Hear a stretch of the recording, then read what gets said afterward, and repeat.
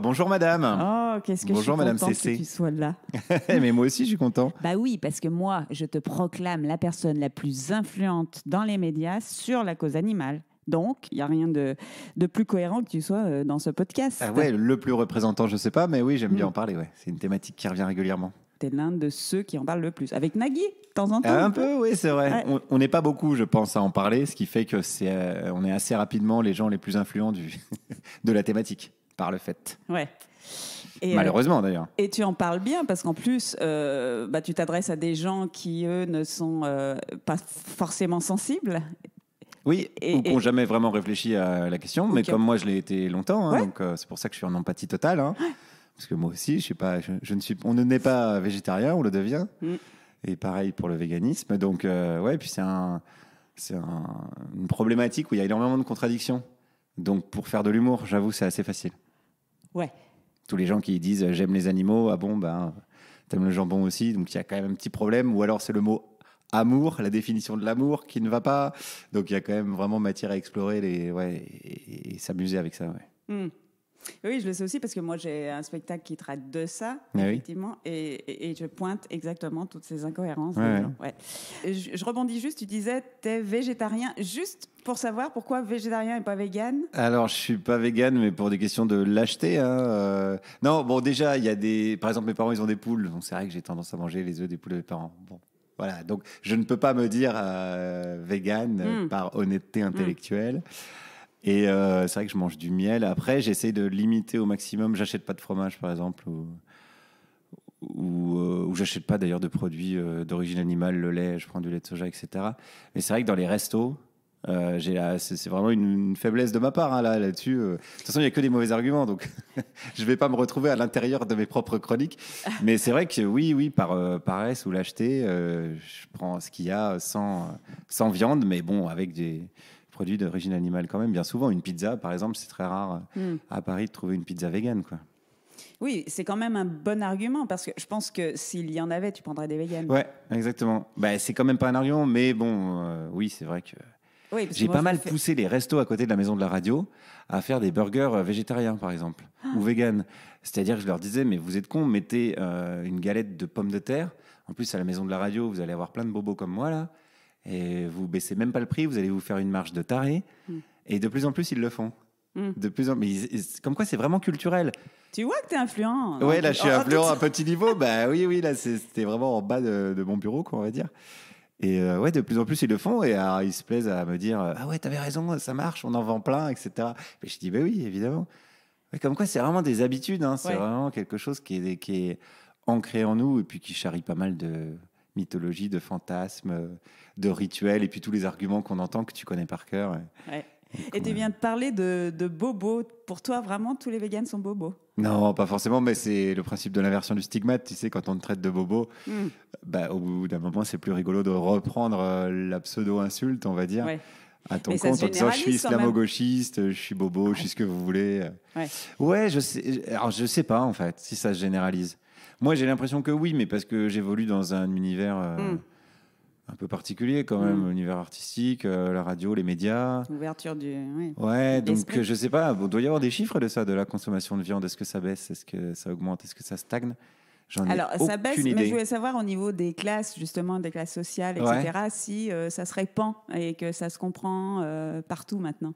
Ben, au moins, c'est une thématique qui est compréhensible. C'est-à-dire que le mot végétarien, maintenant, Ouais. bon, j'allais dire c'est assimilé. Pas tellement, hein, parce qu'il y a quand même des gens qui vont dire, ah bon, bah, du coup, tu manges du poisson. Bon, il y a encore quelques il y en a petites quelques-uns, nuances qui Ouais, n'ont ouais. pas été intégrées. Mais j'ai quand même l'impression, c'est comme l'écologie en général, que je ne sais pas si la cause avance, mais en tout cas, c'est une problématique qui est intégrée. On peut en parler. Les gens peuvent avoir un avis dessus, ce qui est déjà énorme. Ah bah Alors, oui, pas parce que fort. le véganisme, moi, ça Ouais. faisait 6 ans que je commençais mon spectacle à Avignon. Quand je Ouais. flyais, il y en a qui ne savaient pas ce que c'était vraiment. Eh oui. Maintenant, Oui, ça ça m'étonne y est, pas. maintenant, ça y est, tout le monde connaît. Ah, pas tout le monde, hein, je pense. Hein. Mais de plus en au plus, oui. moins de noms. J'espère, mais oui. Bon, alors, Guillaume, toi, tu dis souvent que tu n'es ni journaliste et que tu es expert en rien, c'est ça, hein? Bah ouais, oui, c'est vrai, hein, parce que c'est la vérité. Hein. Bah ouais. Je suis Et pas alors, journaliste, ouais, j'ai pas de carte de presse. tu te considères comment? Comme un comédien, un auteur, un chanteur, un humoriste, un amuseur, un champion de gainage? Oui, avant tout, hein, les gens me connaissent pour le gainage, bien évidemment. Ou un politicien. Bon, là, c'est un podcast, même. donc je ne vais pas faire de démonstration, sinon tout le monde serait très impressionné. Tu peux peut-être le faire en même temps, hein. Ouais, ça s'entendrait, je serais comme ça au bout d'un moment. Ouais. Non, j'aime bien le mot humoriste, je le trouve assez proche de ce que j'essaye de faire la plupart du temps. J'aime bien le mot blaguiste, qui est un mot qui n'existe pas, hein, j'en ai bien conscience, mais j'aime bien le côté artisanal de la chose, de fabriquer des blagues, le côté un peu laborieux, comme ça, j'aime bien. Mais humoriste, ça me va très bien, ouais. Après, oui, j'ai écrit des romans qui ne sont pas forcément des romans d'humour, mais je ne sais pas à quel moment on peut se définir comme écrivain. Panel, ouais, on va mais c'est vrai que j'aime bien écrire. Peut-être ce qui réunit le tout, c'est que j'aime bien écrire. Ouais. J'ai un côté un peu solitaire, donc j'aime bien me mettre derrière un ordinateur et écrire des trucs. Que ce soit des blagues, des histoires, des podcasts, des questions. J'aime bien écrire, ouais. Ouais, tes livres. Justement, là, tu parlais que tu aimais bien humoriste ou blagueur et tu as écrit un livre là-dessus, sur le bouffon du roi. Ouais. Mais oui, parce que ça m'intéressait la position qu'avaient les bouffons à l'époque par rapport à la nôtre aujourd'hui. Quand je dis la nôtre, c'est nous, toi, enfin voilà, les humoristes dans la société aujourd'hui, qui ont un peu les mêmes, comment dire, qui servent un peu à la même chose, quoi. C'est-à-dire qu'on est souvent caution du système qu'on dénonce, donc c'est une problématique qui est à prendre en compte quand on pratique l'humour. C'est-à-dire quand on fait de l'humour à France Inter, on a quand même une sorte d'autorisation du pouvoir politique pour faire de l'humour. Parce que si le pouvoir politique ne veut pas que tu fasses de l'humour à France Inter, tu vas dégager, mais très très rapidement. Ça s'est vu par le passé, ça se verra dans l'avenir. Et puis, alors c'est moins vrai sur scène, ça, puisque maintenant on trouve quand même pas mal de scènes. On n'a pas besoin de demander l'autorisation, entre guillemets, toujours, pour jouer. Mais en tout cas, bon, il y a quand même des intermédiaires. Il y a quand même des gens, tu as dû t'y confronter avec ton spectacle, qui disent ce genre de phrase, moi j'ai adoré, mais est-ce que ça va plaire à mon public? Tu vois, les gens qui réagissent comme ça, des diffuseurs. Ou les programmateurs. Des aussi programmateurs. de salles, voilà. Ouais, bien sûr. Donc, ouais, il y a plein de parallèles à faire avec ce qui se passait à l'époque, où le bouffon était là pour dénoncer le système, dénoncer les structures de pouvoir, tout en étant au plus proche des structures de pouvoir et en ayant une vie qui dépend. Alors là, c'était vraiment c'est pas de la métaphore, quoi. Le roi, s'il en avait marre, il coupait la tête du bouffon, qui dépend de la structure de pouvoir. Ça m'intéressait de vadrouiller là-dedans et j'ai pas de réponse définitive à la question. L'idée, c'était pas de faire une thèse là-dessus, mais de pouvoir faire des parallèles amusants, et puis d'écrire une histoire autour de ça, quoi. Oui, parce que c'est ça, Triboulet, en fait, à un moment donné, est allé trop loin. Oui, et puis la question des limites qu'on a aussi, Ouais. quand on pratique l'humour, c'est une des questions qu'on nous pose le plus. Est-ce qu'on peut rire de tout, évidemment, mais jusqu'où on peut aller? Est-ce que vous avez de la censure? Est-ce que vous avez de l'autocensure? Évidemment, je sais. C'est difficile de répondre à ça. De la censure, ça voudrait dire que quelqu'un nous dit non, t'as pas le droit de dire ça. Moi, j'ai jamais vraiment rencontré ça. Enfin, si, une fois à Canal+, et je suis parti d'ailleurs. Juste après les attentats de Charlie Hebdo. Voilà. T'as fait même J'ai pas fait une chronique. Ouais, j'ai fait une chronique, je suis revenu, c'était le jour des attentats. Ils m'ont dit, bon, ta chronique, elle saute. J'ai dit oui, évidemment. Et je suis revenu la semaine d'après et on m'a viré un dessin de Charb parce que je faisais une revue de presse en images.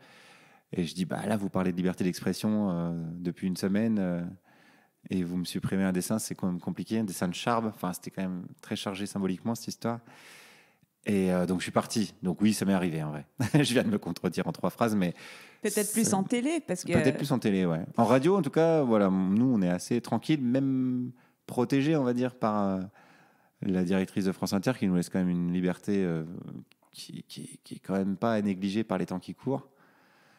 Donc, la question des limites se pose et se posait aussi à Triboulet. On lui disait, tu as le droit de faire toutes les blagues que tu veux, excepté si ça concerne les femmes du roi, donc les maîtresses du roi, la reine évidemment, les maîtresses, la favorite. Donc c'est quand même toujours un peu, voilà, quand on te dit t'as pas le droit de faire ça, t'as quand même toujours envie d'y aller. Surtout qu'il n'existe pas trop d'arguments légitimes pour qu'on n'ait pas le droit de parler de ça. Bon, donc voilà, je spoile pas, mais peut-être qu'il est allé trop loin à un moment donné. Et quelle était la sanction? Alors à l'époque, la sanction c'était la mort, hein. Ouais, mais il n'est pas mort. Je vais pas spoiler, hein, c'est la fin. Ça, c'est le dernier chapitre. D'accord. Bon, en vrai, il n'est pas mort. On l'apprend rapidement puisqu'il y a des flashbacks, etc. Donc, allez, il n'est pas mort. En tout cas, mon personnage de roman, en vérité, on sait très peu de choses sur Triboulet. Historiquement, on sait très, très peu de choses. Ah, ok. Moi, j'ai rencontré pas mal d'historiens. Du coup, c'était assez marrant. Parce que moi, je suis nul en histoire à la base. Donc, j'avais le complexe de l'autodidacte. Donc, j'ai rencontré plein de gens. Ça, c'est vraiment le gros avantage d'être à France Inter. C'est que les gens, ils te répondent « Ah ouais, bah, j'écoute tes chroniques à la radio, c'est rigolo, on se voit quand tu veux. » Ça, c'est quand même chouette. Donc, j'en ai bien profité. J'ai fait relire tout le texte par un mec qui s'appelle Guillaume Berton, qui est spécialiste d'une période de la Renaissance, etc. Enfin bon, vraiment très pointu, qui m'a fait des annotations dans la marge vraiment de geek, hein, on pourrait dire, hein, d'histoire, quoi. Il m'a dit « Alors, attends, là, tu dis qu'elle est duchesse, mais en fait, elle devient duchesse 6 mois après par le truchement de... » Oui, un lecteur, quoi, un lecteur de scénario. Ouais, vraiment, ouais. Ah, c'était super intéressant pour moi. Et voilà, je ne sais plus quelle était la question.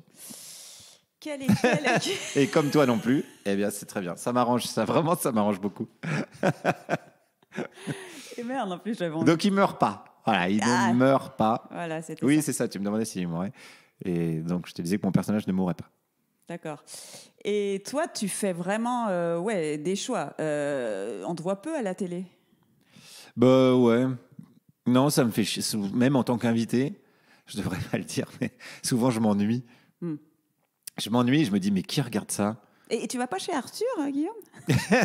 Bah ça, par exemple, ouais, c'est incroyable, hein, comme je regarde ça de Comme manière, concept, ouais, comme de concept, c'est-à-dire s'amuser. c'est des riches qui font des jeux de riches. Et ils disaient, les prolos, regardez, et puis allez voir nos spectacles à 60 balles. Et ça fonctionne. Après, bon, bah, il y a la logique du chiffre et de l'audience. Pourquoi pas, hein. Après, les gens, ils n'ont pas un flingue sur la tête pour regarder non plus, c'est vrai, hein. Mais ça m'interpelle, ouais. Donc, non. J'ai pas été invité, hein, donc je peux pas. T'as pas eu à décliner. Voilà, Quoi. je peux pas me dire, non, j'ai pas voulu le faire. Par contre, tu as participé. Alors là, quelle chance pour moi. C'était pas de la télé, mais en tout cas, tu as participé à un spectacle, les Tofu d'or. Ouais, c'était bien. Hein. C'était trop bien. Tu as fait un sketch avec Florence Foresti. Bah ouais, très sympa. C'est la première fois que je faisais un sketch avec elle. Ouais. J'avais écrit pour elle des blagues à l'époque d'un gala de Juste pour rire à Nantes, mais c'était un gala présenté par Dubosc et Rousseau. Et Stéphane Rousseau, pardon. Et elle intervenait dedans, donc ouais, j'avais déjà écrit quelques blagues il y a très très longtemps. C'était vraiment ma première expérience de gros show. Ça m'a pas du tout plu parce que c'est vraiment pas amusant à faire. Mais au moins ça faisait une expérience. Je me disais tiens, c'est marrant d'être là. Pourquoi tu trouvais pas amusant? Bah, ça correspondait pas trop à ce que j'avais envie de défendre sur scène, donc j'écrivais un peu. Mais c'est normal. Enfin, on n'a pas les mêmes choses à dire sur scène. Et tout va bien, hein. C'était pas non plus. Je veux pas non plus faire le mec. Ah, c'était dur. On était au Novotel. C'était horrible. On avait open bar. Non, c'était une expérience intéressante, mais je me serais pas du tout épanoui là-dedans. Ça, je le sais. Alors oui, justement, parlons de tes spectacles sur scène. Tu as envie de défendre quelque chose, toi, sur scène? Mais comme tous les humoristes, je pense. Non, je pense pas. Non, t'en as qui ont juste envie de faire rire. Ouais, mais alors ils défendent quelque chose, alors dépend. Ils n'ont pas l'impression qu'ils défendent quelque chose, mais à partir du moment où tu montes sur scène et tu parles à des gens, déjà c'est une posture assez incroyable, humoriste, parce que tu convoques des gens, tu leur fais la promesse qu'ils vont rigoler. Faut quand même avoir un truc un peu costaud, quoi. Enfin, costaud dans le sens, il faut y avoir réfléchi à ce que tu veux dire, quoi. Il faut l'avoir rodé, comme on dit, ou en tout cas, il faut l'avoir pensé. Donc, les humoristes qui vont te dire, bah non, moi je fais ça juste comme ça pour amuser. Peut-être dans leur tête, c'est comme ça que ça se passe, mais en tout cas, nous, on le reçoit pas comme ça. Chaque humoriste fait avec ses obsessions. Et donc, il y en a, leurs obsessions, c'est le quotidien, et très bien, tu vois, j'ai pas de problème avec ça. Et moi, c'est plutôt l'actu, c'est plutôt comment l'homo sapiens est l'animal le plus débile de la planète, et comment il est en train de scier la branche sur laquelle il est assis. C'est ça qui m'amuse, c'est mes obsessions, mais je crois, on est tous avec nos obsessions, quoi. Et ton premier spectacle, c'était déjà là-dessus, c'était sur l'actu, c'était satirique un peu. Le ton, on peut dire que tu as un humour satirique? Ouais, c'est pas mal ça. Ouais. J'ai jamais trop compris ce que ça voulait dire, mais comme on le dit un peu pour Harakiri, Charlie Hebdo, Groland, les Guignols de l'info, tout ça. Ouais. C'est des bonnes C'est des références, hein. ouais. C'est ce que je regardais quand j'étais gosse. Si t'es Ouais. associé à ça, Ouais. prends des petits. Oui, il y a des pistaches. J'adore les oui, pistaches. des Je suis pistaches. passionné de pistaches. Voilà. C'est le meilleur aliment du monde. Mais il paraît que c'est pas très écolo, tout ça. Ouais. Mais on n'a qu'à dire que c'est des pistaches que tu avais dans ton jardin. Voilà. Putain, Donc ouais, là, on est tu dans l'as un dit, tu l'as jardin. dit, ouais, c'est vrai. On peut dire ce qu'on veut. De toute façon, c'est un podcast. On est au milieu de pistachiers, bio. Et ouais, donc tes spectacles, t'en as combien en fait? T'en as 3? T'as- 4. Ouais. 4. Ouais. J'ai commencé, alors si tu veux l'anecdote, j'ai commencé avec un spectacle qui s'appelait Annulé. Voilà, donc ce que je ne conseille pas aux jeunes qui nous écoutent, ne faites pas ça. Ou J'ai testé pour vous. Complet. Relâche, tout ça, ne faites pas. Mais c'est assez intéressant parce que quand tu commences, alors je sais pas si c'était pareil, mais vous étiez un trio, donc peut-être que il y avait une espèce d'intelligence collective. Dès qu'il y en avait une qui avait une idée de merde, les autres faisaient non, c'est de la merde. Moi, j'étais tout seul. Et Nous, on a eu de la chance, nous, ça a marché tout de suite. ouais, c'est cool. Ouais, mais quand tu débarques, moi, t'as un peu l'arrogance quand même de te dire non, mais vous allez voir, moi j'ai fait un truc, personne n'y a pensé. Bien sûr. Je vais l'appeler évidemment. Annulé. Et je pense que c'est un peu touchant en vrai quand je me retourne sur cette période de ma vie. J'ai beaucoup de compassion pour moi-même. Je me dis, oh mon pauvre, bah oui, tu te disais que tu allais tout révolutionner, mais bien sûr. Évidemment. Et tu te dis, bon, personne n'y a pensé. Et c'est Et pas pour ça en cause. fait. C'est des gens, ils y ont pensé, mais ils l'ont pas. Ou alors ils l'ont déjà fait et c'était de la merde, c'est pour ça qu'ils n'ont pas continué. Ou alors ils se sont dit, c'est pas une bonne idée. Alors du coup, ça me fait marrer de repenser à ça. Ouais. J'ai pas gardé le nom longtemps. J'ai dû changer au bout de 3-4 mois parce que les gens pensaient que c'était vraiment annulé. Déjà, à mon avis, c'est un titre qui ne marche pas si tu es une méga star. Si Florence Foresti, elle met annulé, à mon avis, déjà, les gens ils disent bah, attends, quoi Mais alors là, quand t'es personne, que tu débarques de nulle part, tu joues au fin fond du. Et pourquoi ce titre, par contre, juste pour la. Non, parce que ça racontait l'histoire, c'était un spectacle qui finissait par être annulé. Ok. J'avais un personnage, le mec se foutait en l'air. En fait, je jouais une espèce de star du stand-up avec des blagues de merde et il se prenait des bides et il se foutait en l'air en coulisses. Et après, j'avais mon personnage de la mort qui arrivait, donc je faisais la mort avec vraiment une cape, une faux, etc. C'était un spectacle avec des costumes que j'aimais bien d'ailleurs. C'était ton affiche d'ailleurs. Ouais, c'est mon affiche, la mort. Ouais, donc il y avait un sens. Ça s'appelait pas annuler juste pour la tentative ou la provoque. Il y avait un sens, mais bon.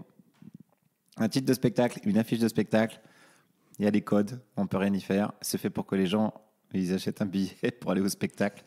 Faut pas faire les malins dessus, quoi. Après, il y a eu Que demande le peuple?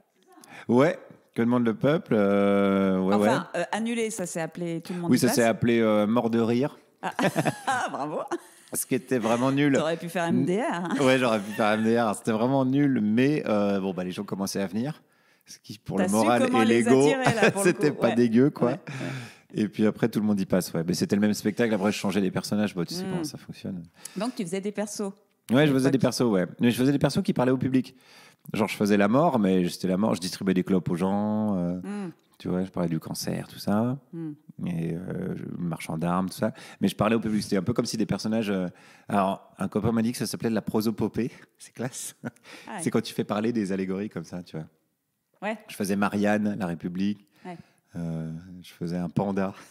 J'avais 2 valises de costumes.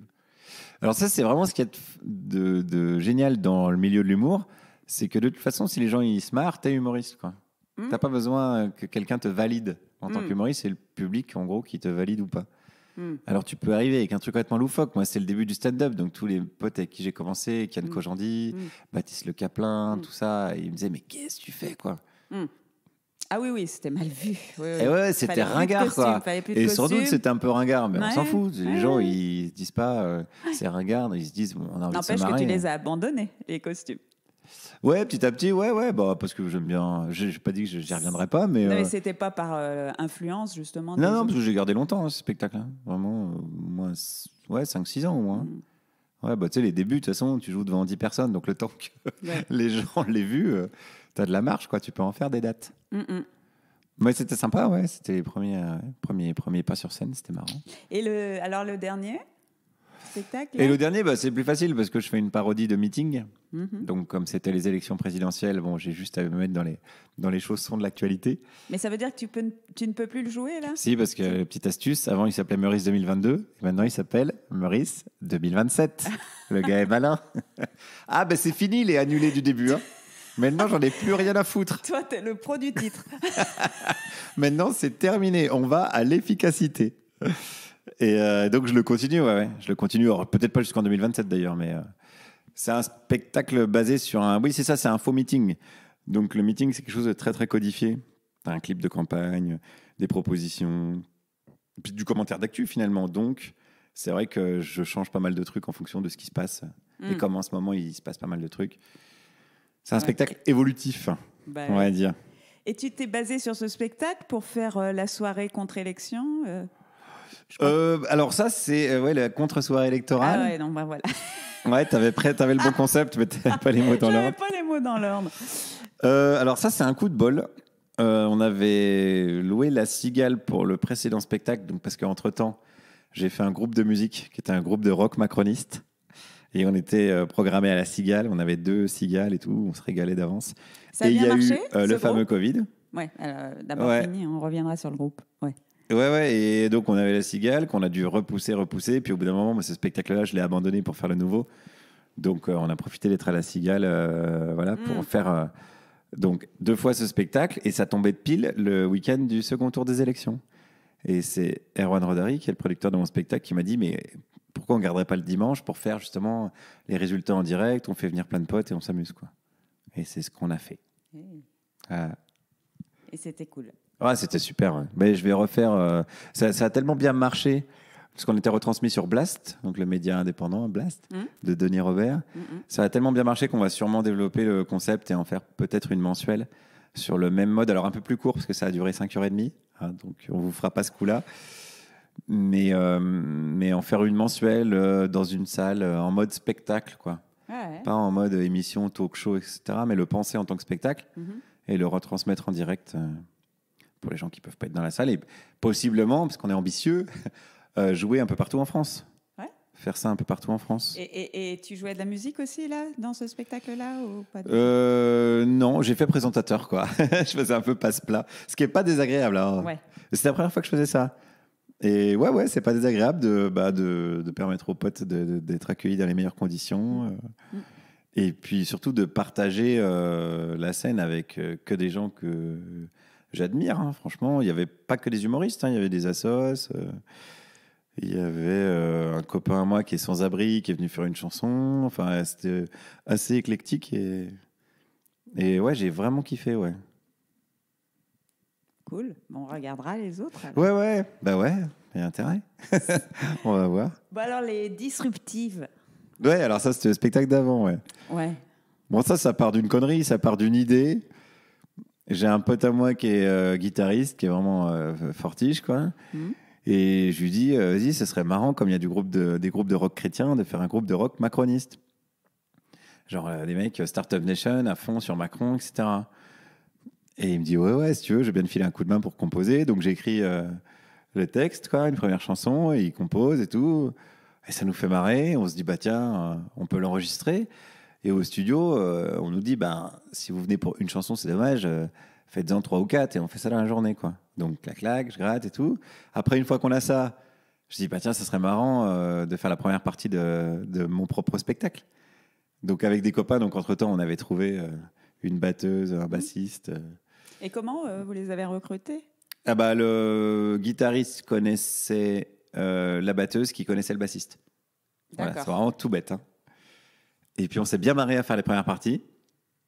Et puis finalement, on avait une demi-heure de spectacle. Une première partie, c'est une demi-heure, quoi.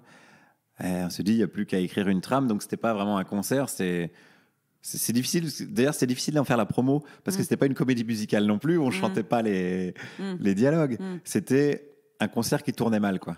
Mais on faisait vraiment les chansons. C'était vraiment des chansons inédites, travaillées. Et avec des sketchs aussi Et avec des inter-chansons où il y avait une histoire qui avançait et on se rendait compte à la fin que j'étais un personnage véreux. Il y avait une vidéo que Edoui Plenel m'avait enregistrée. Il disait, dites-moi Guillaume Meurice, votre compte au Luxembourg, machin. Enfin bon, bref, il y avait tout un Ouais, comme une pièce de théâtre, écrit un peu comme une pièce de théâtre, avec des rebondissements et tout. Et moi, ce que je préfère là-dedans, outre qu'on se marrait bien sur scène à plusieurs et que ça me changeait un peu, c'est que le public, il a un rôle. Et vraiment, le public, il avait comme le rôle des gens qui étaient venus voir un spectacle macroniste, quoi. Mhm. Et ça me plaît vraiment. C'est ce que je préfère le plus dans les spectacles, c'est de jouer avec les gens. Qu'ils ne soient pas juste passifs à rigoler quand il faut rigoler et puis payer quand il faut payer, applaudir quand il faut applaudir. Mais qu'il y ait de l'interaction, que je les sollicite, que ce soit un échange. C'est un peu bateau de dire ça, mais vraiment que ce soit pas juste un Gugus sur scène et des gens qui écoutent. Voilà. Ça te ressemble. Bah, sinon, je m'ennuierais, je pense. Ouais. Puis je fais ça pour ça, ouais. D'ailleurs, je passe un temps fou après avec les gens. Ouais. Là, en plus, comme j'ai sorti un bouquin, je fais des dédicaces de mon bouquin après. On fait venir un libraire à chaque fois dans les villes. Donc, ça arrive que je fasse 1h40 de spectacle et 2h30 de dédicace. Donc, mon équipe, ils pètent un peu un câble parce que, bon, maintenant, ils m'attendent plus pour manger. Hein. Des fois, on se fait virer par la Sécu. Bah, à Lyon, à la Bourse du Travail, la Sécu, ils ont fait, bah ouais, mais bon. Là, et je comprends, hein, tu vois, ils sont payés jusqu'à telle heure. Je sais pas pourquoi je les fais rester. Donc, on a fini un peu sur le trottoir et tout. Mais c'était marrant, c'était marrant. J'aime bien. Ouais, mais je fais ça un peu pour ça. En fait, je crois que j'aime pas assez le théâtre ou le spectacle en tant que tel pour juste faire le spectacle et me barrer à l'hôtel après. Franchement, je le ferais pas si je faisais ça. Ouais. Et le fait d'avoir créé ce spectacle, est-ce que ça veut dire que, comme tous les humoristes, tu es un chanteur refoulé? Ouais, un peu. Il y a un peu de ça. Bah non, mais le délire de la rockstar. Rockstar. Ouais, c'est marrant de faire ça. Tu joues de la guitare en plus. Ouais. Bah, c'est de l'accompagnement. Hein. J'avais vraiment, c'était pas moi qui faisais les chorus. Ouais. Et c'est drôle parce que donc Ramzi Assadi, qui est notre rédac chef dans l'émission de France Inter par Jupiter, il m'a dit c'est marrant, tu t'es fait ton ego trip, mais à plusieurs. C'est-à-dire que d'habitude, tu es tout seul sur scène et là, tu t'es fait un ego trip en faisant venir des potes à toi. Et c'était pas faux. Non, mais c'est marrant de jouer. La rockstar, c'est quand même tu vois, symboliquement. Ça aussi, c'est très codifié, tu vois. Et c'est hyper marrant à jouer, quoi. Et c'est le style de musique que tu préfères, le rock? Ou est-ce que c'est pour jouer la rockstar? Ouais, non, c'était plutôt pour jouer la rockstar, ouais. Sinon, ouais, c'était kiffant. Sinon, t'aimes bien quoi? Sinon, j'écoute un peu de tout, mais c'est un peu bateau de dire ça. Mais non, j'ai un côté très chanson française, vieux jeu à Renaud Brassens, parce que j'ai été vraiment élevé avec ça. Donc, je suis désolé dans le cliché, mais bon, voilà. Ouais, toi aussi, voilà. Et aujourd'hui, qu'est-ce que je fais? C'est que j'écoute Ferra aussi, moi j'ai en plus. Ouais, Ferra. Ouais. Mais j'aime bien que ce soit un peu drôle, moi. Donc Ferra, c'est pas hyper fun, quoi. Non, mais c'est Renaud, c'est drôle. Des fois, c'est bien Brassens. anarchiste. Oui. Donc, ouais, je suis un peu là-dessus. Et après, j'aime bien des groupes comme Scapé, qui sont vraiment... Scapé, c'est vraiment mes groupes d'adolescence. Mais j'écoute toujours. Hein. Tout le monde se fout de ma gueule, je m'en fous. Non, mais c'est marrant, la musique, c'est très snob. Mais je me suis rendu compte en faisant ça, tu vois, en faisant le groupe donc, qui s'appelait The Disruptives, les Disruptifs, pour jouer dans des SMAC, par exemple. Les SMAC, c'est les scènes musicales. Pour y accéder, tu dois passer par des gens qui disent « Ah non, ouais, vous faites des blagues en plus ?» Ah ben non, alors désolé. Et ils sont venus dans un second temps quand ils voyaient, il y a 1 ou 2 SMAC qui nous a acceptés en France, c'est comme ça un réseau. Et ils se sont dit « Ah ouais, vous avez eu Meurice et ça a rempli. » Bon, bah ok, tu vois, la 2e saison, ils ont fait « Non, mais ok, pas de problème. » Et tous les Est-ce groupes... que ce serait un peu comme la dichotomie théâtre-café-théâtre? Ouais, ou théâtre privé, théâtre public. Tu vois, c'est très, très découpé comme ça en France. Et j'ai discuté, je suis pote avec le guitariste de Fatal Picard, il s'appelle Laurent Honnel. Et c'est pareil, comme ils font du rock français, mais à tendance humoristique, on va dire, ils se font vachement snobber, alors qu'ils ont beaucoup de gens qui les suivent. Ils se font financer leur album maintenant par ce qu'on appelle leur fanbase, quoi, tu vois, avec des levées de fonds, sur des cagnottes litchi, tu vois. Ils ont énormément de gens qui les suivent et qui les soutiennent, mais ils sont regardés par les victoires de la musique comme les derniers, quoi. Et finalement, on s'en fout, c'est pas très grave en vrai. Ouais. Du moment qu'ils jouent. Comme les films comiques qui n'ont jamais de César. Toujours pareil, ouais. Mais tant pis, tant mieux, on s'en fout, non, de toute façon. Presque mieux, même. Ouais, peut-être pas sûr, mais ça nous donne un petit côté underground qui est pas mal. Les rebelles, ouais. Oui, non, c'est pas plus mal. Alors, donc, tes livres, on a parlé de T'as l'impression que je vends tout. Alors, il vend une mobilette. Alors, passons au bouquin. Vous pouvez les acheter. Non, parce que c'est fou, tu as quand même déjà écrit 4-5 livres au moins. Bon, il y a Ouais. des choses un peu plus... Oui, il y a des choses un peu plus légères. Ouais. légères. Bah, comme- 2 romans, ouais, ça c'est les choses qui prennent le plus de temps, ouais. Ça c'était chouette. Bah, le premier, tu veux que Ouais. tu veux que je te les pitch? Oui. Mais c'est beaucoup des choses de circonstances, c'est-à-dire que c'était pas du tout prévu. Moi, j'ai Ouais. pas du tout. Mais déjà de base, j'ai pas trop d'ambition dans la vie. Je me dis pas, tiens, j'ai un objectif, faut que j'aille Mais là. comment tu oses te dire, bah tiens, je vais écrire un roman? Alors, je t'explique. Le Ouais. premier, alors quand tu es à France Inter et que tu fais des chroniques, tu es contacté beaucoup par les boîtes d'édition qui veulent faire des recueils de chroniques.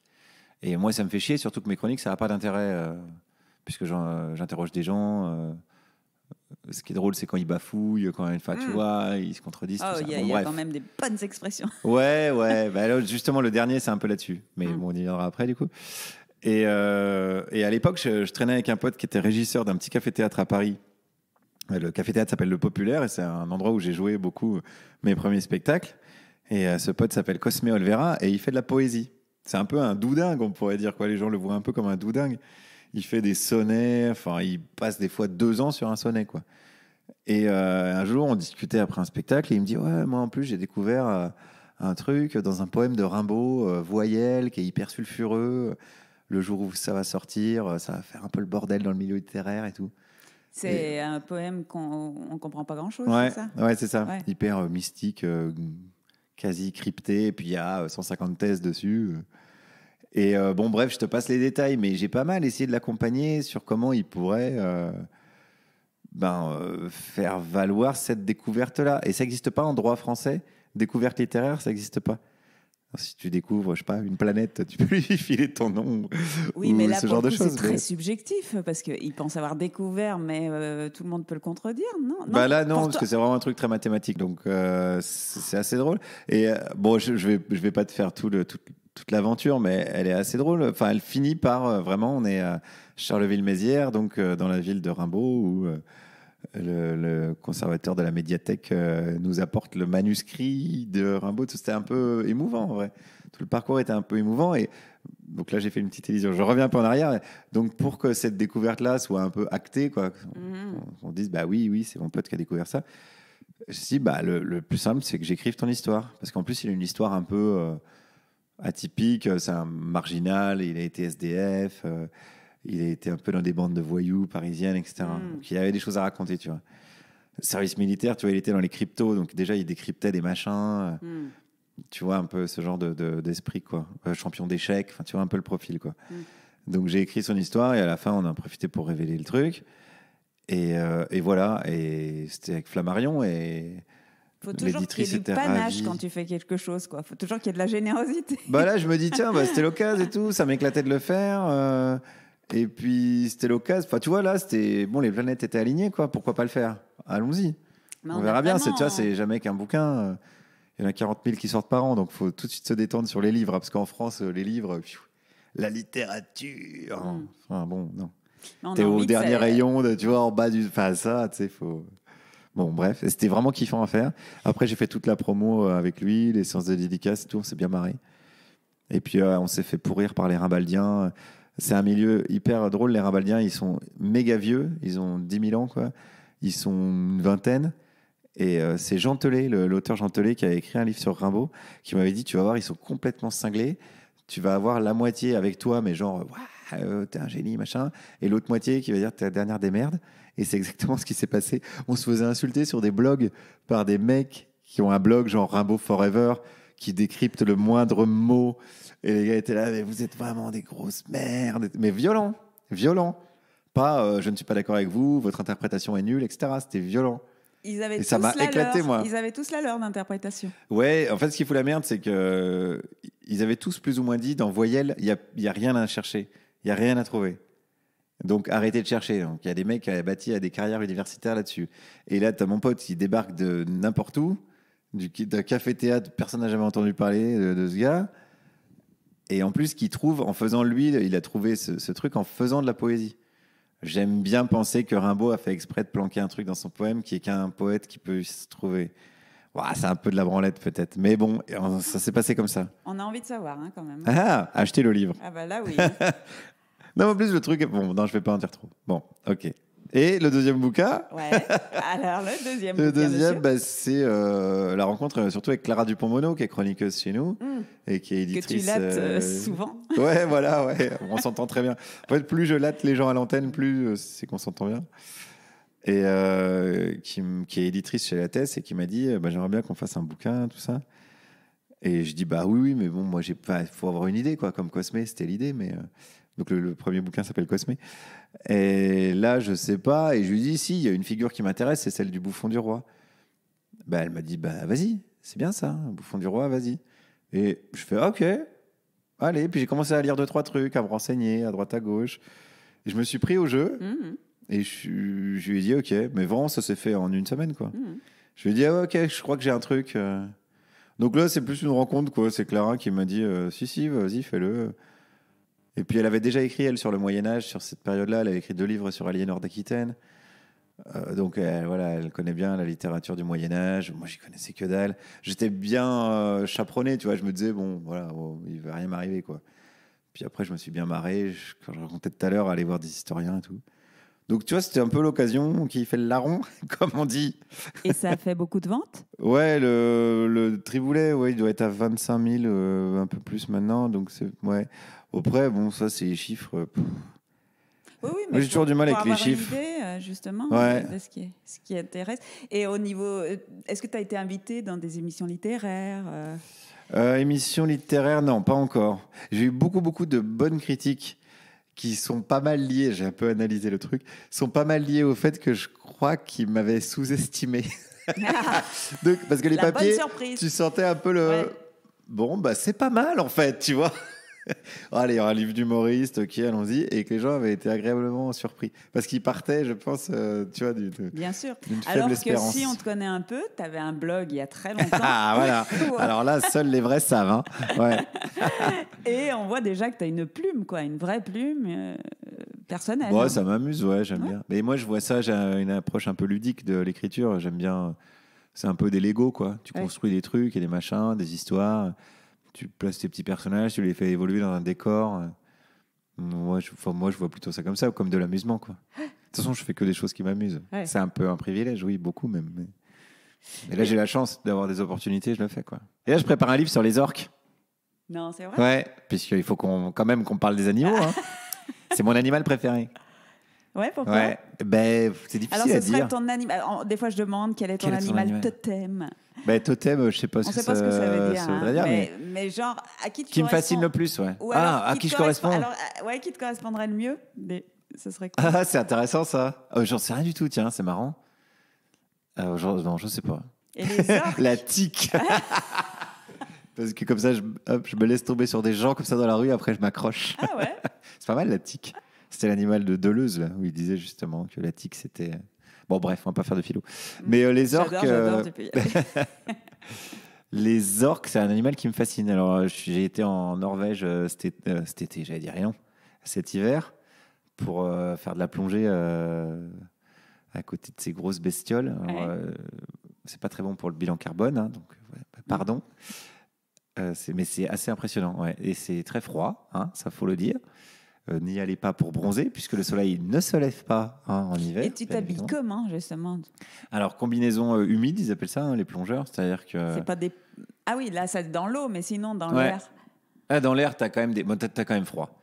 T'as les grosses combinaisons qu'ils ont sur les plateformes pétrolières ou les marins vraiment qui font les traversées, etc. Donc, je sais plus le nom, parce qu'en plus, c'est une marque, mais tu as quand même froid dedans. Le pire, c'est le vent, etc. Je ne vais pas me plaindre non plus, hein, c'est moi qui me suis mis dans la merde tout seul.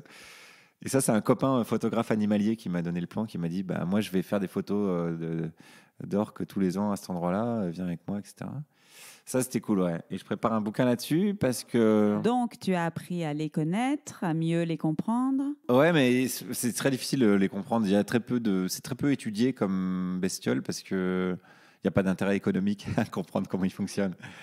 Donc, on sait à peu près comment ils vivent dans tel groupe social, un matriarcat. Voilà, on sait à peu près. Enfin, je vais pas te faire un exposé sur les orques, mais il y a un truc qui m'intéresse particulièrement, c'est que c'est un animal qui s'attaque pas à l'être humain en dehors de la captivité. Et vraiment, donc, il y a des orques qui ont déjà tué en captivité, donc dans des parcs à cétacés, à SeaWorld, etc., aux États-Unis. Ils n'ont pas dévoré les gens, ils les ont noyés. Ils avaient averti avant, c'est-à-dire que ce n'était pas la première fois qu'il y avait des accidents où le soigneur, ça s'appelle ça des soigneurs, n'est-ce pas? Je fais des petits guillemets avec mes doigts, ça ne se voit pas. Avait été en danger. Donc, c'est des animaux qui pètent un câble parce que c'est des animaux sociaux qui ont besoin de beaucoup de nager, etc. Et même de communiquer. Enfin, bref. J'ai dit que j'allais pas faire un exposé. Je suis clairement en train de faire un exposé. Et ça m'intéresse. Oui, mais tous les cétacés. Ouais, les D'ailleurs, cétacés.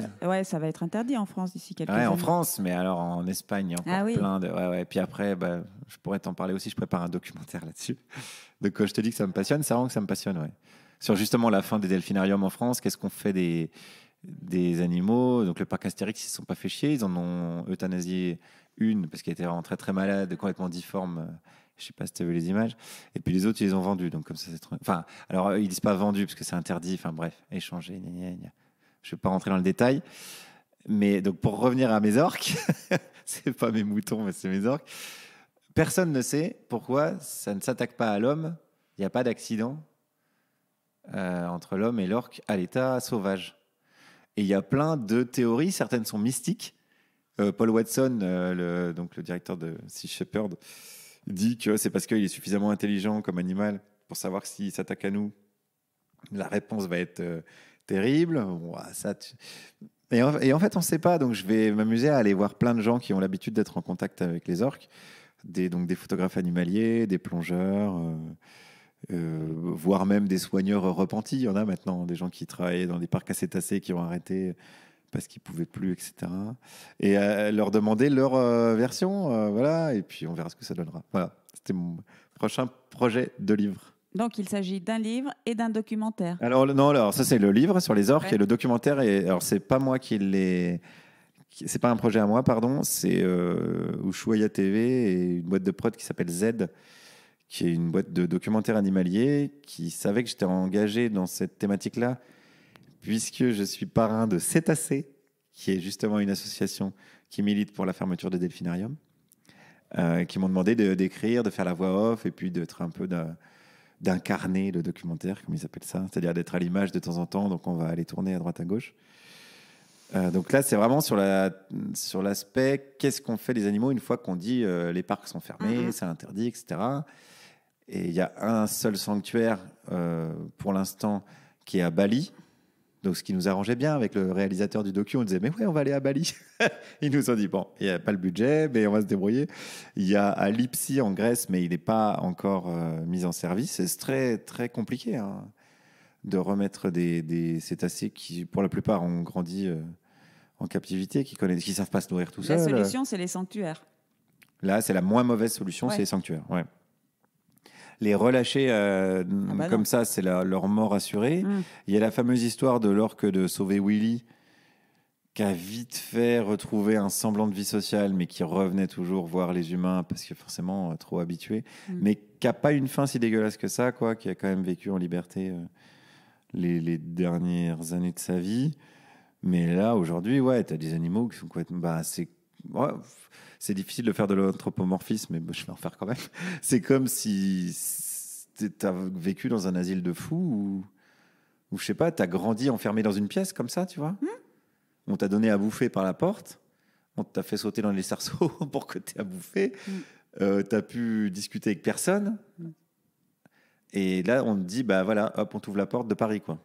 Ouais, tu vas mourir, je pense. Et bon, voilà, c'est à peu près ce qui va se passer. En plus, c'est des animaux qui communiquent. On sait que les orques, ils ont des sociétés et des cultures différentes. Ils mangent pas la même chose, ils chassent pas de la même manière en fonction des endroits du globe. Ils se transmettent les techniques de chasse et ils parlent pas la même langue. Ils ont des langues différentes. Mais ce qui est compliqué, c'est que c'est très peu documenté parce que les études qu'il y a eu là-dessus, elles sont beaucoup faites en captivité. Mais donc je vais reprendre mon parallèle, mais c'est comme si tu étais dans un asile de fous et que tu observais des humains et que tu te disais les humains c'est ça. Non, c'est un peu réducteur en fait. Donc voilà, tout ça me passionne. Pardon, j'en parle beaucoup, tu couperas au montage. Ah non. Mais ouais, ça m'intéresse vraiment de ouf. Ouais. Donc, tout ça parce que tu es allé avec ton copain. Tu aurais été observé, je sais pas, des araignées. Non, ça m'intéressait déjà avant. C'est Ouais, pour ça d'accord. qu'il m'a dit à ce moment-là.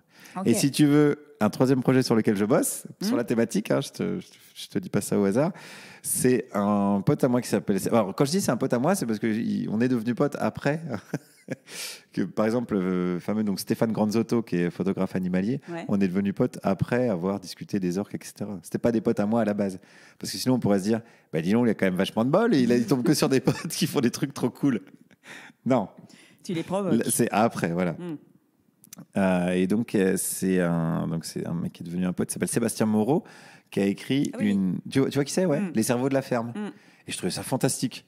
Et puis les poissons, je Ouais, crois. les paupières des poissons. Ouais. Ouais, alors ça, c'est bien aussi, mais alors en docu, je le voyais moins bien. D'accord. C'est moins spectaculaire. Encore que les expériences sont assez spectaculaires. Ouais.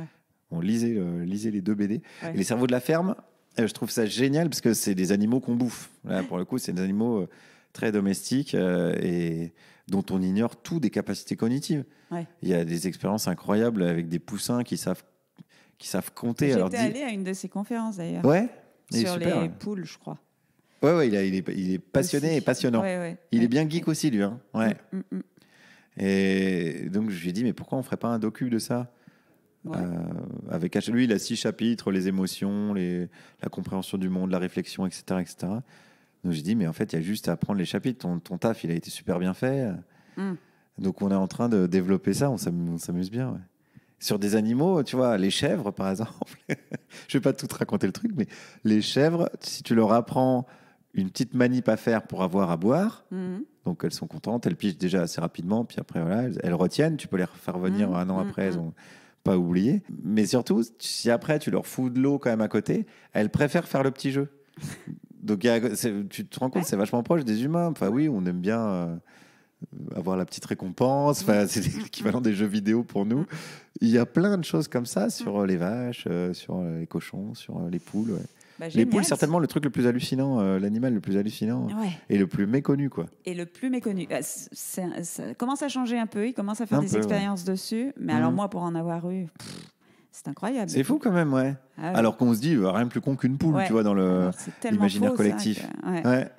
C'est incroyable. Ouais. Et pareil, c'est les animaux sociaux. Si tu comprends comment ils fonctionnent, ouais, enfin, moi, ça me passionne. Voilà. Bon, Là, on a bien axé les animaux.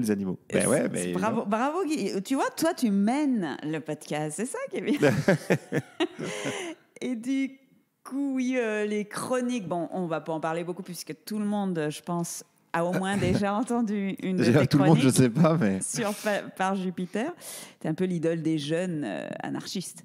ouais. Je sais pas s'ils sont nombreux, mais oui, on est beaucoup écouté par des jeunes, ce qui qui me surprend et ce qui me fait plaisir à la fois. Ouais.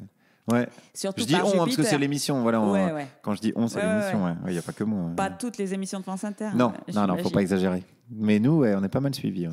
Donc, tu fais des micro-trottoirs pour ceux qui ne sauraient pas.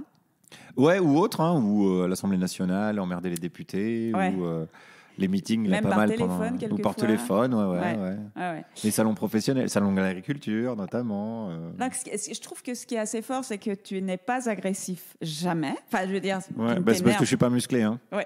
Donc si j'avais les moyens d'être agressif, je le serais. C'est vraiment la lâcheté. Hein. Tu parviens quand même à traquer les gens, enfin, leurs failles, sans agressivité et en leur posant des questions simples. Mais oui, tu vas chercher les contradictions qu'on a Et tous. tu cherches les Ouais. contradictions, Bah oui. vraiment. Et ça implique évidemment un sens aigu de la répartie. Mais je le faisais déjà dans la vie. Hein. Bon, on le fait tous un peu dans la vie. Hein. Ouais. Mais sur la thématique du véganisme, je suis très fan et très pote du coup maintenant depuis un petit moment de Insolente Veggie. Rosa, Oui, bah aussi, qui fait des bien BD sûr. incroyables. Et, Ouais, les BD sont incroyables. ouais. ouais, et Je voulais qui sont- l'inviter au tofu, elle ne pouvait pas parce que c'était Ouais. lundi. Ouais. Ouais, elle habite pas à Paris. Ouais. Mm. Et quand je lis ces BD, c'est un peu sur le même principe. Quoi. Elle reprend les arguments et puis c'est même pas qu'elle les retourne, c'est que les arguments sont tellement abscons que au final, c'est du raisonnement par l'absurde un peu. Ça se casse la gueule tout seul. Quoi. Il y a notamment tout un truc que j'avais fait avec Jean-Baptiste Moreau, qui est un député macroniste, qui est éleveur et qui est un gars sympathique, que je connaissais un peu en vrai pour le croiser pas mal à l'Assemblée. Et comme il a déposé un amendement pour qu'on arrête d'appeler du lait de soja du lait, des steaks de tofu, des steaks, etc., c'est lui qui a déposé ça. Et je dis, au salon de l'agriculture, je dis, bah, attends, bouge pas, j'arrive. Et j'ai fait toute une chronique en disant, bah, alors, les fruits de mer, comment on fait? Les concombres de mer, sans même pas. Et le lait, C'est le pas lait, un le lait concombre. de corps aussi. Les langues de chat, ouais. Vraiment. Le lait démaquillant. Ouais. En fait, c'est tellement con leur Ouais, argument c'est que fou. de toute façon, c'est quasi mon travail, il est facile. Hein. Il y a juste à leur mettre le réel devant le nez et c'était stupide. Ouais. Voilà, enfin bon. Tellement bref. stupide, mais ça avait été adopté, hein, je crois. Ouais. En fait, ça n'existe plus, steak végétal. Alors, je sais pas pourtant, où ça en si, est il me parce que semble. est-ce qu'il y a eu le décret d'application, tu sais, après c'est un peu long, mais je n'ai pas suivi le dossier. Mais ouais, c'est le réel est marrant, donc j'ai pas de mérite. C'est pas de la Non, fausse modestie, mais je te jure, des fois, j'ai pas de mérite, quoi. Ouais, parfois, il y a des pépites tellement énormes, on pourrait presque douter de la véracité du. On pourrait penser que ce sont des comédiens. Ouais, puis sur la viande, il y a zéro bon argument puisque Ouais. c'est cher, c'est pas bon pour la santé, c'est pas bon pour la planète et ça bute des animaux par paquet de 1000. Tu vois, il n'y a pas un truc, le seul truc qui reste, c'est le goût. Ben, le goût, oui. C'est ça. Peut-être une cuisse de bébé, c'est bon, enfin, c'est pas un argument, quoi. Donc, c'est quasi le sujet le plus facile à traiter, quoi. J'imagine que tu as des quartiers de prédilection. Mais non, ouais, beaucoup de gens pensent ça, mais non. D'ailleurs, je dis jamais c'est où quand je même vais. Si.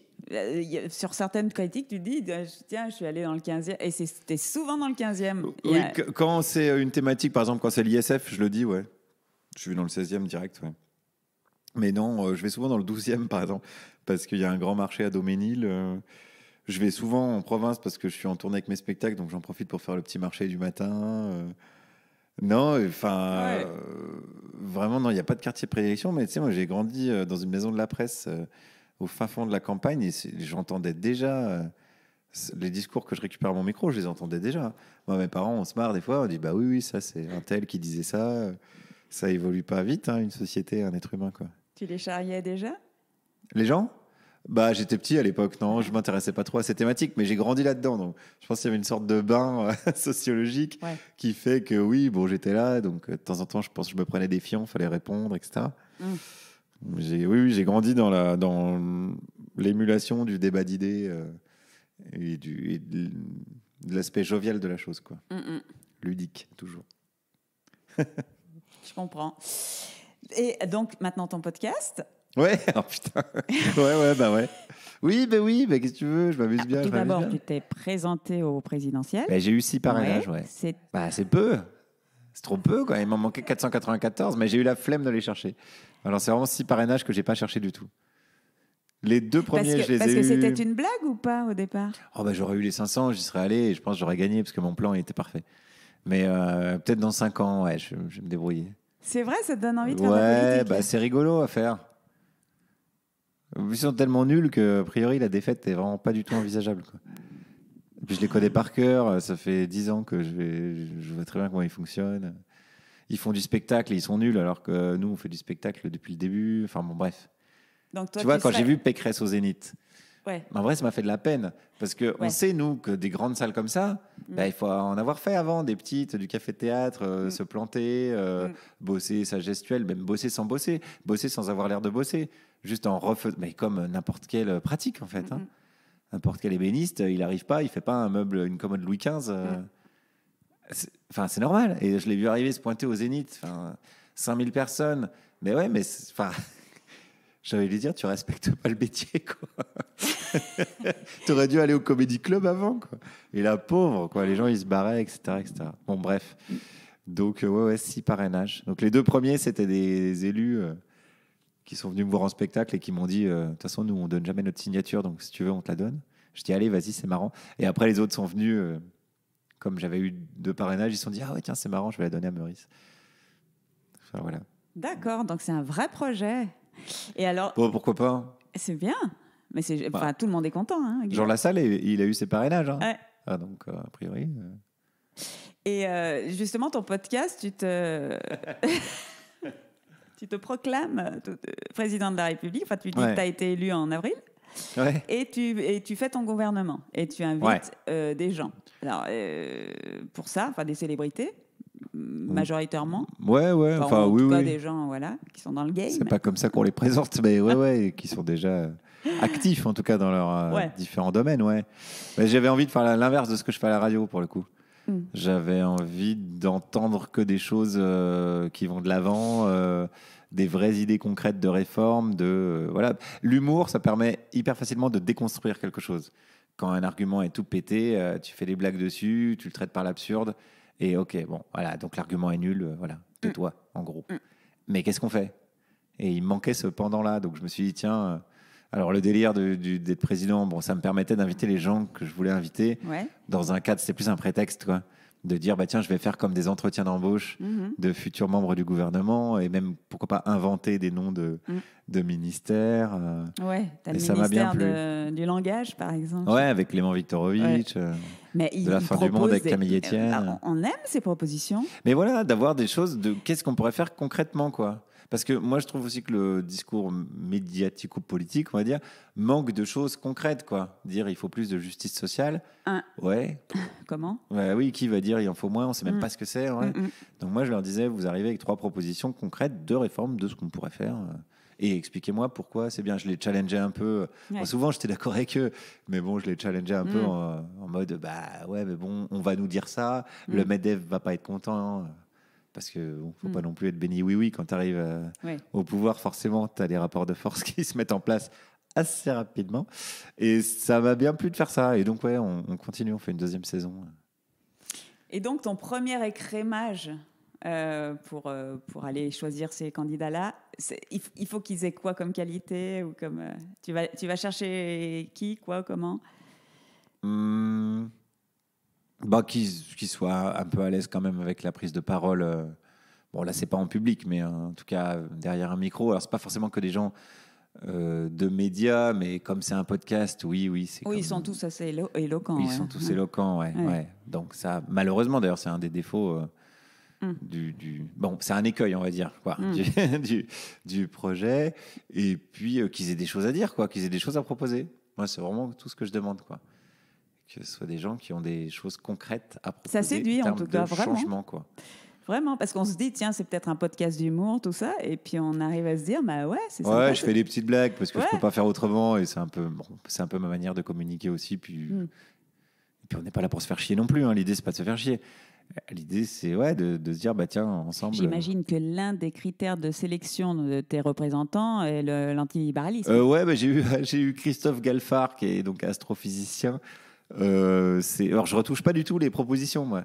Mais il a commencé à me parler il faut s'équiper pour qu'on soit à l'aise s'il y a une guerre spatiale. J'avais pas bien anticipé ça.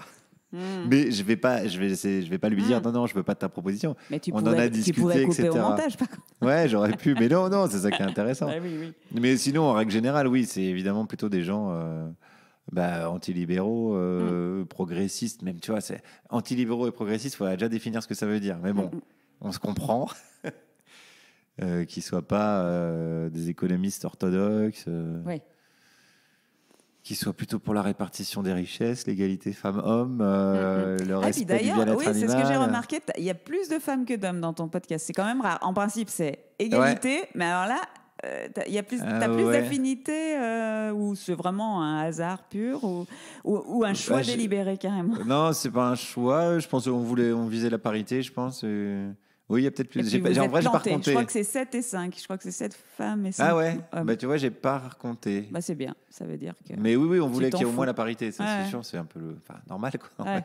On est en 2022, quand même. Et je voulais une première ministre. Donc, c'est Claire Nouvian. Ouais. Et qui me plaît bien, ouais. J'aime beaucoup cette nana. Très combative et tout. Et elle qui a des vraies propositions concrètes, elle est arrivée avec une liste de propositions. La plus dingue étant Corinne Maziero, qui était ma ministre de la contre-culture, qui est arrivée vraiment avec 50 propositions, qui avait pris le truc vraiment à cœur. Elle avait demandé à ses potes, donc avec qui elle bossait tous les jours dans ses troupes de théâtre, ses projets de ciné et tout, et de téléfilms, des intermittents, etc. Qu'est-ce que vous voudriez? Donc elle est arrivée avec plein de propositions. Donc elle a complètement explosé le cadre. Elle n'en avait pas 3, mais je dis vas-y. Enfin, c'est ça aussi le jeu. Le podcast, c'est bien pour ça. Tu peux exploser le truc. Donc ça, c'était chouette. Ouais, on a vécu des moments vraiment très cool. Ouais. Et moi, je trouve qu'il manque un ministère. Ouais, bah va y en avoir d'autres là si on fait une saison 2. Mais à dis-moi. ton avis? La condition animale. Ouais. Mais je vais proposer à Brigitte Gauthier, là. Bah, c'est un scoop, je vais même pas proposé encore. D'accord. Moi, je vais lui envoyer un message. Ouais. Oui, évidemment, oui. Bien sûr. Oui. Ok. Bah, Brigitte Gauthier, elle va très bien faire le taf. Bah, Présidente de bien sûr. L214, pour ceux qui ne savent pas. Ouais. Celles et ceux qui ne savent pas, bah ouais. Et bien, Évidemment, oui. Et du coup, toi, ce serait quoi tes mesures? Alors, si elle écoute le podcast, faudrait pas qu'elle prenne tes mesures. Mais... Ouais, je pense qu'elle n'a pas besoin de moi, hein, honnêtement. Oh, bah, fin de l'élevage intensif. Bon, ça, c'est le premier truc à C'est faire. le premier truc, ouais. Repas, option végétarienne partout, dans toutes les écoles de France. Je pense que c'est le deuxième truc à faire. Mhm. Et je sais pas où ça en est, mais il y avait en Belgique, ils ont un permis pour avoir des animaux de compagnie. Je sais que c'était dans un texte de loi que j'ai vu passer. C'était dans un texte de loi, mais finalement, ça a été minimisé. Mais ça, je trouve ça pas mal, il faut, maintenant, ils expliquent, je crois que c'est... ils expliquent C'est ce un qu'il truc faut à faire. signer, ouais. Moi, je suis assez pour un permis pour avoir Ouais. un animal de compagnie. Mm. Voilà, ce seraient les 3 réformes que je verrais. Ouais, il y en a plein, mais le jeu, c'était de me demander les 3, alors je respecte. C'est pas la fin de l'élevage du tout. Bah, parce qu'il faut faire étape par étape. Bah Si tu oui, dis aux bien enfin, sûr. bon, c'est toujours pareil. Hein, ouais. Bon, bah, c'est quand même... Mélenchon, il est bien placé là-dessus. Ouais. Oui. Bah, Mélenchon. Pour ces 3 étapes... L'union, Ouais, oui. la nouvelle union La nouvelle- populaire, la NUPS, écologique ouais, et ouais. sociale. Ouais. D'accord. Oui, ils ont des gens intéressants dans cette équipe-là. Ouais. Alors, voici venue l'heure du jeu du podcast. Allez. Le petit jeu, c'est que tu dois chanter. Ah ouais. Tu vois, tu dois chanter une chanson. Je vais te présenter un mot et tu dois chanter D'accord. une chanson qui t'évoque ce mot sans que ce mot ne soit dans la chanson. Putain. D'accord? Ok. Ah ouais, mais si tu dis... Ah non, mais vas-y, je te dis. Attends, chanson française? Ça doit pas figurer. Ah non, Non, non. mais je suis hyper chiant. Je suis hyper chiant en jeu. Oui. Il faut moi que la règle aussi. du jeu soit Moi très aussi. claire. Non. Parce moi que aussi. si tu me dis chanson française, là, c'est autre chose. Si tu me dis un mot français et je chante une chanson Non, en anglais, mais par t'es exemple, foutu, si je te ouais. dis amour, tu dois pas faire love. Hein. Ouais, Non, non. oui, d'accord. La traduction également. Ouais. Non, mais c'est trop facile comme jeu. Alors, ça peut. Oui, attention, c'est pas pour gagner ou suis- perdre. Hein. Je C'est passe juste- mon temps à dire que j'aime pas la compétition. Et là, je suis vraiment au taquet. Ok, qu'est-ce qu'il y a à gagner, putain? N'importe quel mot. Bouffon. Ok, donc bouffon, Bah, j'ai mal ça m'évoque Charles Aznavour, une chanson qui s'appelle Je suis un cabotin. Bah, Tu chante. connais ça? Ah, je sais plus. Le refrain se fait Je suis un cabotin dans toute sa splendeur. La la la la la la. C'est pas la la la, il y a des vraies paroles. Donnez-moi des tréteaux et quelques projecteurs et j'aurai du talent, du talent. Truc comme ça. Ok. Et qui est Donc une là, des c'est- chansons préférées de mon père, qui m'appelle. La chanson s'appelle Le Cabotin. Des fois, il m'appelle Le Cabotin, que j'ai découvert grâce à mon père. D'accord. Et ça parle du mec qui cabotine sur scène, sur des tréteaux, etc. Donc ça correspond bien au bouffon. Et je crois pas qu'il y ait bouffon dedans. Non, je pense pas du tout. À vérifier quand même pour voir si j'ai gagné ce jeu. Ouais. Mais je crois qu'il n'y a pas bouffon. Non, mais en plus, c'est pas exactement le même sens, cabotin. Mais Oh, un peu c'est hein, mar- quand même. Un bouffon, ça cabotine, ça fait. Ouais, ouais. D'accord. Ouais. Mais est-ce que le cabotin, par contre, à l'inverse, est-ce que c'est un bouffon, mais le bouffon cabotine? Ok. Oui, là, ouais. Ouais. Ouais. Le cosmos. Ah, il faut pas qu'il y ait Cosmos dedans. Bon, Cosmos, je connais pas. Qu'est-ce qu'il y a Mais si. Indochine, j'ai demandé à la Lune. Waouh. J'ai demandé à la Lune si elle voulait encore de moi. Elle m'a dit j'ai pas l'habitude de m'occuper des cas comme toi. Je suis pas très sûr des paroles. Je suis à peu près sûr de la mélodie, je pense. Oui, mais ça, t'as gagné quand même. Ah, ça gagne quand même. pas- Cosmos, la Lune, on est pas mal. Ça gagne. Pas mal. Euh, Ah, sinon, il y aurait tout ce qui est étoile et tout. Il y aura des trucs. Bon, bref. Oh, elle est bien. Ouais, elle est bien. Elle est bien. Indochine, pas mal, c'est bien. Ok. Euh, Ouais, encore du jeu. Ouais. Il est marrant comme jeu. Start-up. Startup, mais je crois qu'il y a 0 chanson avec Startup. C'est pour ça. Ah bah. Attends, non, j'allais dire un truc. En plus, j'allais dire un truc qui est ultra dur à chanter. J'aurais voulu être un artiste. Mais c'est pas tellement les startups, c'est plus homme d'affaires. On n'est pas vraiment dans les startups. Chanson qui correspondrait à startup. Ah, ça, c'est dur, c'est assez récent, les startups, quand même. Il y a L'homme pressé de Noir Désir, mais on a dit que Bertrand Cantat, il était cancel. Ah, on n'a plus le droit. Ah, on ne peut pas, donc... Putain, startup, c'est dur. Ouais. Startup, c'est hyper dur. Attends. J'essaie de filouter. Bah si, une chanson des Disruptives. Hein. Bah Attends, ouais. est-ce que je me souviens des paroles? Où il n'y a pas startup dedans? Ouais.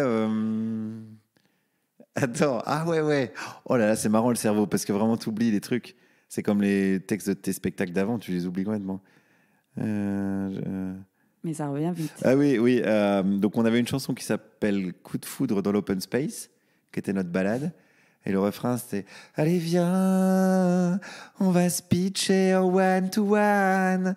Allez, viens, on va débriefer nos âmes.